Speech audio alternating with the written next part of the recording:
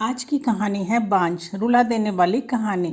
14 साल की उम्र में जब खेलने कूदने की उम्र होती है तब रिश्ता हो गया। उस समय में सभी की लड़कियां 12-13 वर्ष में ही ब्याह दी जाती थी। शादी का मतलब भी पता नहीं होता था, बस ये सोचकर खुश होते थे कि नए नए कपड़े मिलेंगे। माँ थी नहीं तो पिताजी ने बस जो थोड़ा सा घर का काम काज सिखाया वही आता था। शादी का दिन आया और बस सारी रस्मों के बाद विदाई का वक्त भी आ गया। रोते रोते डोली में बैठकर ससुराल पहुंच गई। इतनी आलीशान हवेली देखकर मन ही मन बहुत खुश हुई। तभी सासू माँ की आवाज़ आई, अरे जल्दी से कलश लाओ, बहू आ गई है। और मैंने घूंघट की आड़ से अपनी सास को देखा। आंखों से एकदम सख्त मिजाज की लग रही थी मुझे। सच मानो थोड़ा डर गई थी उन्हें देखकर। सारी रस्में खत्म होते होते रात हो गई थी। बिस्तर पर लेटते ही नींद आ गई। सुबह सुबह नौकरानी ने आकर जगाया था कि चलो रसोई बनाने की रस्म है। तैयार होकर रसोई में गई और खीर बनाई। सबने तारीफ भी की, पर सासू माँ ने कमी निकाल ही दी।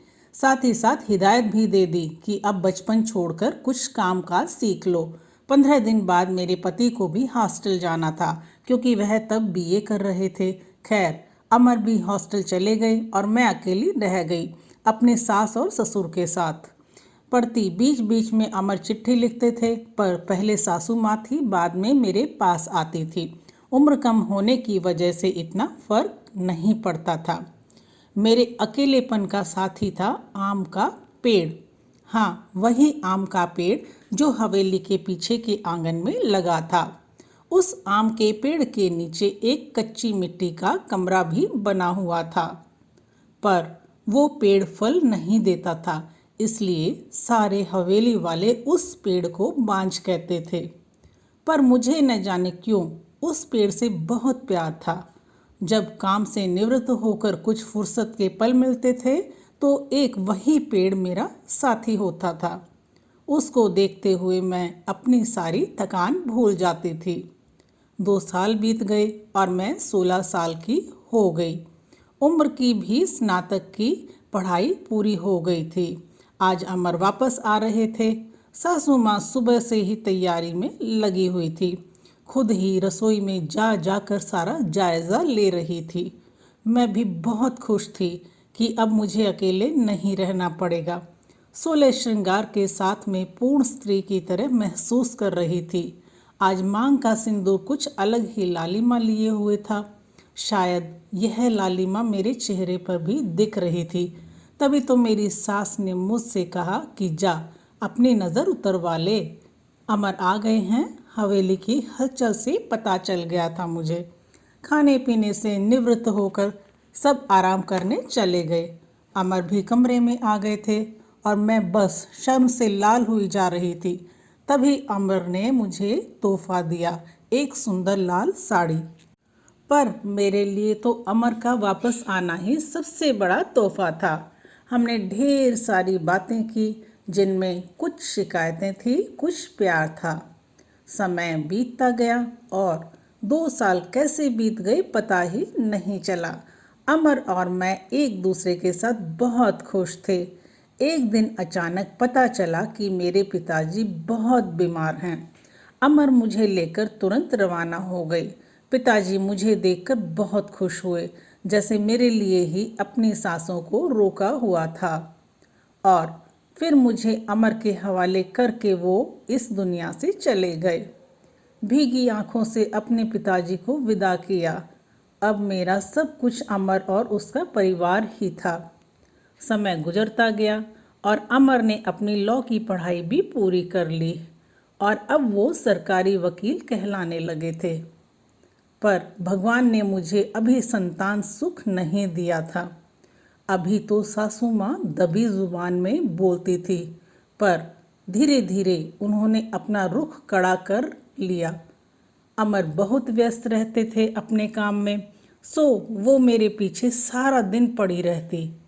धीरे धीरे सारे गांव में ये बात फैल गई कि हवेली की बहू बांझ है। तीर की तरह चुभता था ये शब्द, पर कुछ कह नहीं पाते थे, सिर्फ आंसुओं से दिल हल्का करती थी। अमर मुझे दिलासा देते थे, पर लोगों का व्यवहार अंदर ही अंदर मुझे खोखला कर रहा था। अभी मेरी उम्र ही क्या थी, सिर्फ 19 साल, और लोगों ने मुझे बांझ बना दिया। बचपन से ही शरीर से दुबली पतली थी मैं। फिर माँ के मरने के बाद ठीक से पालन पोषण भी नहीं हो पाया था। एक दिन अमर जब दोपहर के खाने पर घर आए तो सासू माँ ने फरमान सुना दिया कि हम अमर की दूसरी शादी करेंगे। उफ, इतना बड़ा धोखा अमर कैसे दे सकते हैं मुझे? नहीं, ऐसा नहीं हो सकता। बत्ती बुझा दो, मुझे सोना है। अमर ने कहा, कुछ बात करनी है आपसे। मैं थक गया हूँ धानी, मुझे सोने दो। अमर, क्या आप दूसरी शादी करेंगे? धानी, मैंने कहा ना, मुझे सोने दो, थक गया हूँ मैं तुम सब लोगों की चिक चिक सुनते सुनते। उधर माँ है और इधर तुम। परेशान हो गया हूँ मैं, मन करता है आत्महत्या कर लूँ। नहीं अमर, ऐसा मत कहिए, धानी ने अमर के मुंह पर हाथ रखते हुए कहा। आपके अलावा अब कौन है मेरा? धानी करवट लेकर सारी रात आंसू बहाती रही, और जब सुबह उठी तो एक टूटी हुई औरत बनकर, जो मजबूर होकर हर चीज़ से समझौता कर लेती है। सारी रात यही सोचती रही कि शायद अमर ने भी मौन स्वीकृति दे दी है दूसरी शादी के लिए, पर उसे ये कहाँ मालूम था कि उसकी माँ ने किस हद तक उसे मजबूर किया है दूसरी शादी के लिए। 1 महीने के अंदर ही अमर की दूसरी शादी गेंदा से हो गई। गेंदा अमर की माँ की दूर के रिश्तेदार की बेटी है। धानी अपना सामान उस पीछे वाले कमरे में रख ले, आज से गेंदा इस कमरे में रहेगी अमर के साथ। सासू माँ ने हाथ नचाते हुए कहा। कैसे छोड़ दूँ ये कमरा? नहीं, ये मेरा कमरा है, जिसे जाना जहाँ जाना है जाए। पर फिर ख्याल आया, जो ब्याह कर इस घर में लाया था, जब वही मेरा नहीं है तो ये कमरा कैसे मेरा हो सकता है? ऐसा सोचते हुए आंखों में आंसुओं का सैलाब उमड़ पड़ा। सिंदूर की डिब्बी और कुछ कपड़े लेकर उस कच्ची मिट्टी के कमरे की तरफ बढ़ गई। सामान एक कोने में रखकर खिड़की पर बैठ गई और उस आम के पेड़ को देखते हुए उसको निहारने लगी। इसे कुछ कम हो जाएगा, किस्मत कहूँ या कुछ और, कि आज मेरी हालत भी इस पेड़ की तरह हो गई है। अकेला, बेसहारा, जैसे ये अभी तक अपने अस्तित्व को बचाने में सफल रहा है, क्या मैं इसकी तरह अडिग और मजबूत रह सकूंगी, या फिर किसी कमज़ोर लता की तरह मुरझा जाऊंगी और अपना अस्तित्व खो दूंगी? नहीं, ऐसा नहीं होगा। मैं मजबूत रहूंगी। जब ये बेजुबान पेड़ सबसे लड़ सकता है तो मैं क्यों नहीं? अपने विचार श्रृंखला से बाहर आते ही मैंने अपने आप को संभाला और हर स्थिति से लड़ने के लिए तैयार किया। दिन गुजरते गए और मैंने घर के कामों में अपने आप को व्यस्त कर लिया। अपनी कोठरी के आसपास खूब सारे पेड़ लगाए और बाकी बचे हुए समय में उन पेड़ों की देखभाल करने लगी। साथ ही उस आम के पेड़ की खास देखभाल करती थी। गेंदा एक सुलझी हुई लड़की है। वो जब भी मुझसे बात करने के लिए आती, मेरी सासू माँ उसे बहाने से बुला लेती। अमर पहले से भी ज़्यादा व्यस्त रहने लगे थे। मुझसे बात तो करते थे, पर एक पछतावा हमेशा उनकी आंखों में दिखता था। शायद मेरी हालत देखकर बुरा लगता था उन्हें, पर माँ के खिलाफ जाने की हिम्मत नहीं जुटा पाते थे। गेंदा के दिन खुशी से गुजर रहे थे और मेरे दिन बस गुजर रहे थे, और देखते ही देखते वो दिन भी आ गया जब गेंदा ने खुशखबरी सुना दी कि वो माँ बनने वाली है।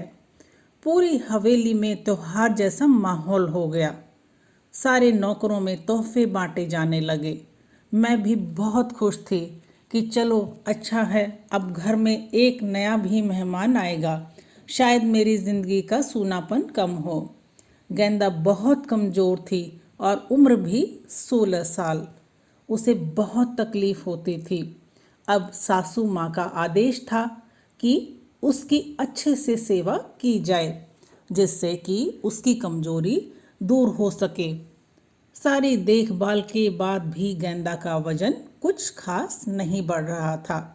एक दिन चिंतित होते हुए मैंने अमर से कहा भी थी कि गेंदा को शहर के किसी अच्छे डॉक्टर को दिखा लाओ, पर सासू माँ ने ये कहकर मना कर दिया कि हमारे बच्चे भी घर पर हुए हैं और अमर की वही पुरानी आदत कि अपनी माँ के खिलाफ वो जा ही नहीं सकते थे।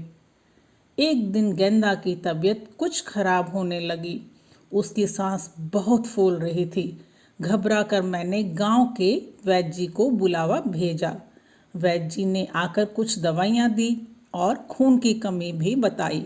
और जब मैंने अमर को ये सब बताया तो सासू माँ ने मुझे गेंदा से दूर रहने का आदेश दे दिया, ये कहकर कि एक बांझ की छाया भी नहीं पड़नी गेंदा पर।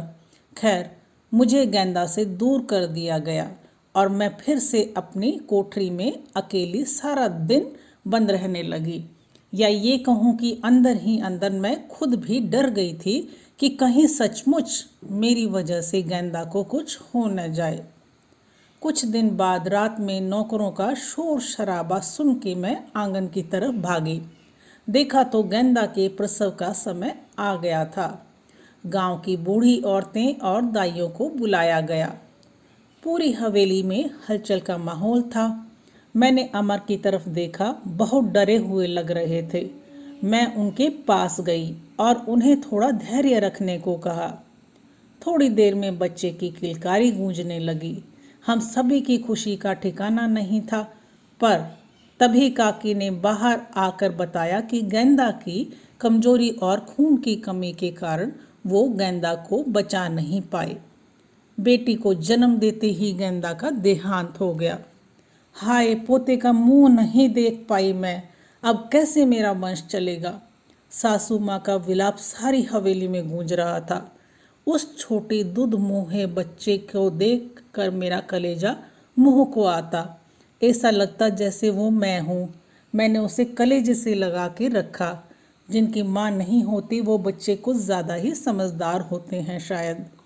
ज़रा भी परेशान नहीं करती थी वो मुझे, बस दूध पीते ही सो जाती थी।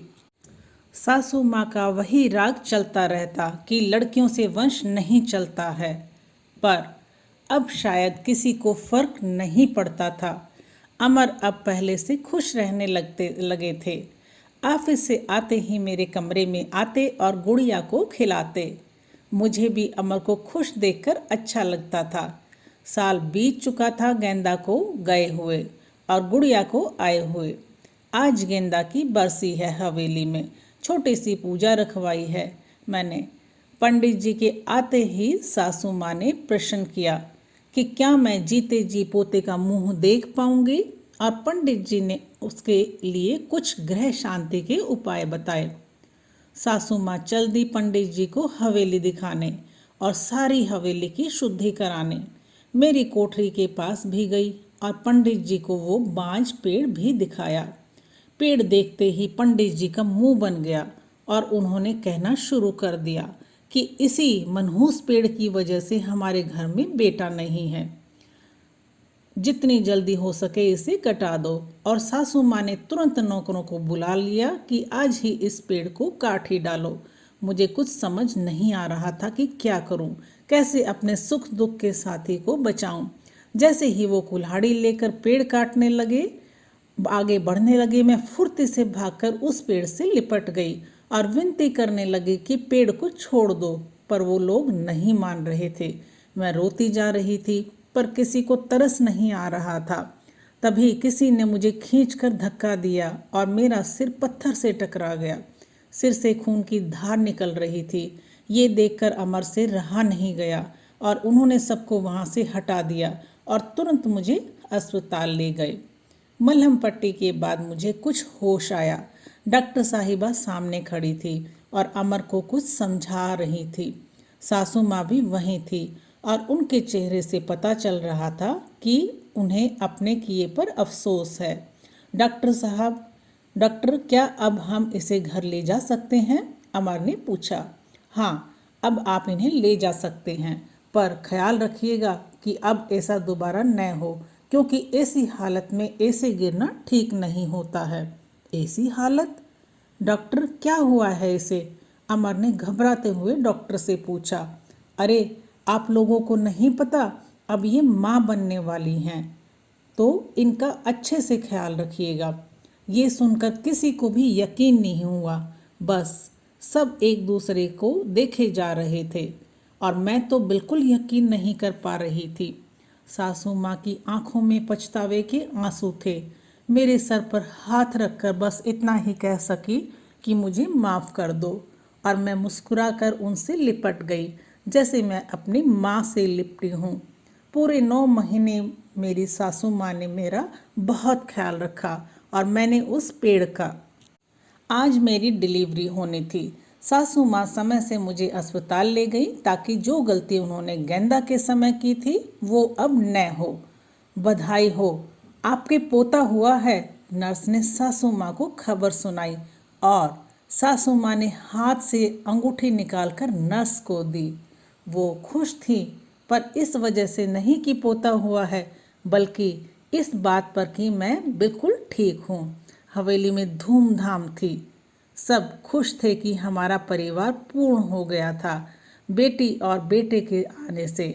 और एक खुशी नहीं कहीं और भी पनप रही थी। वो उस आम के पेड़ में फल आ रहे थे।